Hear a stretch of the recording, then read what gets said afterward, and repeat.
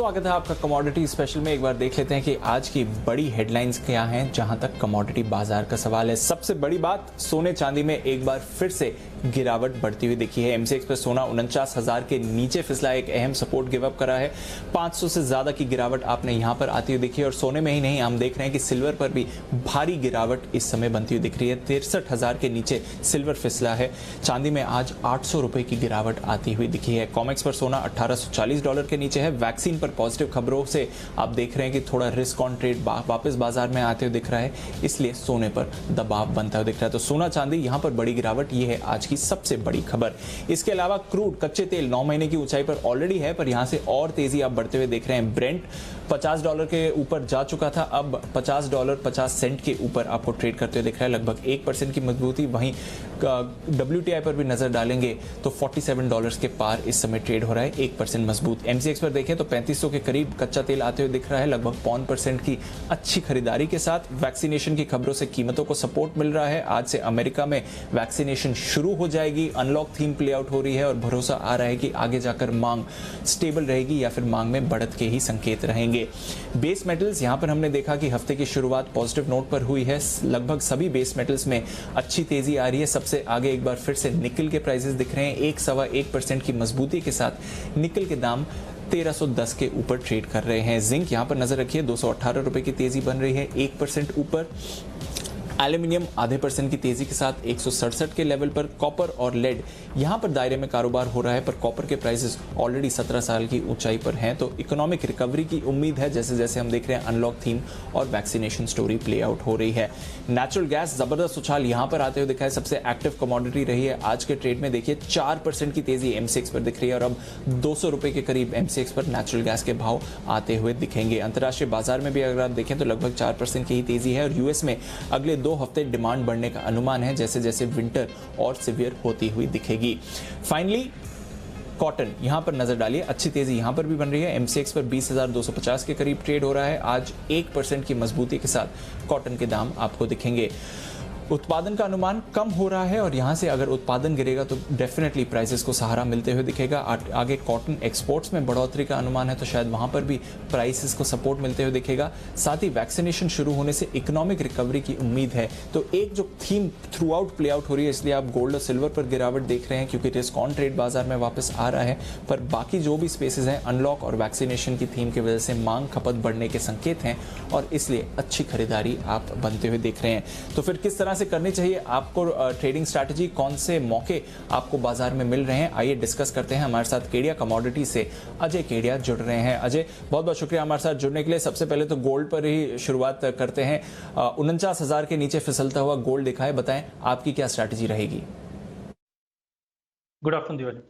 Definitely जैसे आपने कहा था, वैक्सीन का जो एक इम्पॉर्टेंट अपडेट है वो कहीं ना कहीं गोल्ड को हॉन्ट कर रहा है। बट हमने ऑलरेडी देखा है कि वैक्सीन की बात जैसे नवंबर में स्टार्ट हुई, उसके बाद 200 पॉइंट की गिरावट, $200 की गिरावट इनफैक्ट हमने गोल्ड में आते हुए देख चुके हैं। तो आई थिंक प्राइजेस एक सीमित दायरे में है, आज कोई डेटा पॉइंट नहीं है जिसको लेकर। तो मुझे लगता है डोमेस्टिक मार्केट में 48,500 से 49,500 के दायरे में ही रहेगा। ऑलरेडी मॉर्निंग में हमने काफ़ी बड़ा करेक्शन ले चुके हैं, तो आई थिंक 48,800 का एक स्टेबल लेवल है, यहाँ पे हमें बाइंग करके चलना चाहिए। शॉर्ट कवरिंग होनी चाहिए शाम के सेशन में, जो वापस 49,000 से लेके 49,200 तक का लेवल दिखा देगा। जिस ढंग से डॉलर इंडेक्स में कंटिन्यू प्रेशर बना हुआ है, इस वक्त भी आप देखेंगे तो 90-70 के करीब ही ट्रेड कर रहा है, वो कहीं ना कहीं मेजर कारण है गोल्ड की सपोर्टिव न्यूज रहने के लिए। बिल्कुल, तो डेफिनेटली नज़र रखिए, यहाँ से और गिरावट के संकेत आ रहे हैं जहाँ तक गोल्ड का सवाल है। पर अब थोड़े प्राइसेस स्टेबल होने चाहिए और 49,200 के लिए आप एक बाउंस बैक ट्रेड यहाँ पर ले सकते हैं। क्रूड यहाँ पर क्या स्ट्रैटेजी बनाएंगे अजय?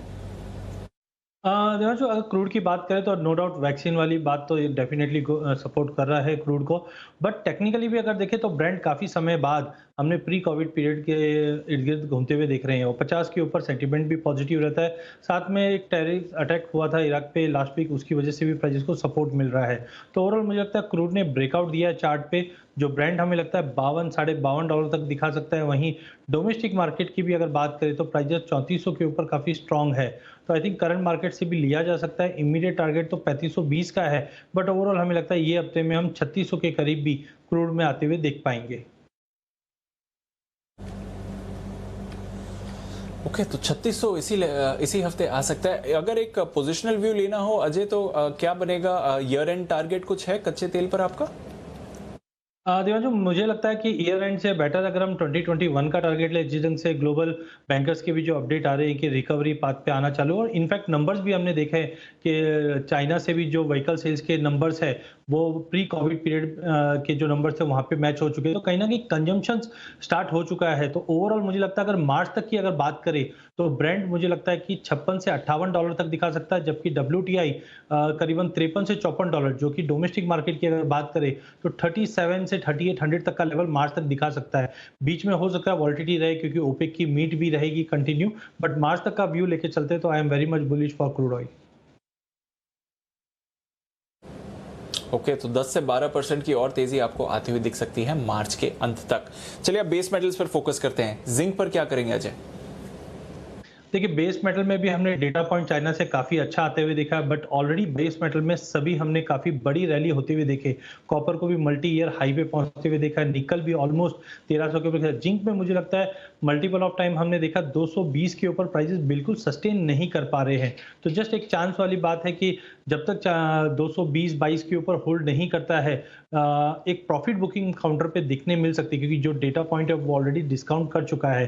तो टाइमिंग मुझे लगता है करंट मार्केट से या 218.50 पे बेचना चाहिए। 221 का स्टॉप लॉस मेंटेन रखिए। नीचे में डाउनसाइड 215 से 212 तक मिल सकता है। ओके, सो 215, 212 ये है आपके लिए जिंक। यहाँ पर बिकवाली की राय आ रही है। एग्री कमोडिटीज की बात करें अजय, तो पहली स्ट्रैटेजी क्या रहेगी?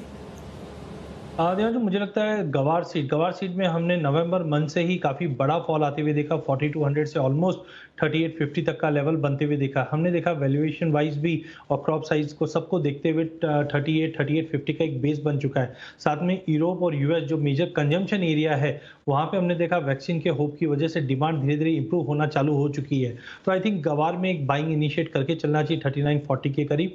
जो अप साइड में मुझे लगता है 4000 का लेवल तोड़कर 4050 तक अगले 2 सेशन में देखने मिल जाएगा। ओके, तो ये है आपके लिए गवार सीट पर खरीदारी की राय इस समय 4050 के टारगेट्स के लिए। दूसरी स्ट्रैटेजी अजय? देखो, मुझे लगता है सोयाबीन में हमने काफी बड़ा फॉल इनिशियली आते हुए देखा था, बट प्राइसेस अब संभलते हुए दिखाई दे रहे हैं। जिस ढंग से यूएस और चाइना के बीच में फर्स्ट फेज की बात हो रही है, और साथ में हमने देखा कि जो एग्रो के टारगेट्स है उसको पूरा करने के लिए चाइना कंटिन्यू कॉटन सोयाबीन इनमें बाइंग कंटिन्यू कर रही है। साथ में ऑयल के भी भाव बढ़ने की वजह से सोयाबीन को सपोर्ट मिल रहा है। डोमेस्टिक मार्केट में भी पोल्ट्री इंडस्ट्री की डिमांड धीरे धीरे वापस पटरी पे आना चालू हो चुकी है। इन सबको देखते हुए मुझे लगता है 40 to 50 की रेंज में हम सोयाबीन लेना चाहिए। 4200 का स्टॉप लॉस रहेगा। अप साइड में मुझे लगता है 4300 से लेकर 4340 तक के भी लेवल अगले 2 सेशन में देखने मिल जाएंगे। चलिए, तो ये है आपके लिए कुछ बेहतरीन कॉल्स कमोडिटीज में जहां पर आप नजर रख सकते हैं।